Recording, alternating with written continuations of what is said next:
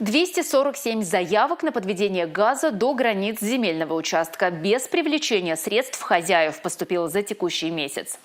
Программа дегазификации реализуется в Чувашии с прошлого года. Таким образом, в 528 домовладениях газ уже есть. В этом году уже более 20 жителей республики воспользовались такой возможностью. В планах на 2022 год обеспечить газоснабжением более 1500 домовладений.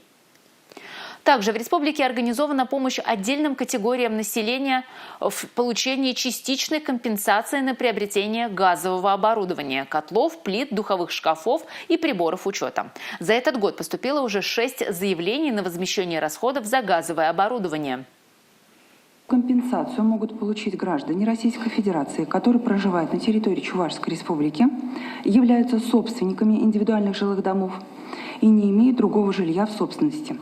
К этой категории относятся труженики тыла военных лет, ветеран труда Чувашской Республики, дети войны, инвалиды и семьи с детьми-инвалид, имеющие детей-инвалидов, малоимущие семьи, малоимущие одиноко проживающие граждане, многодетные семьи.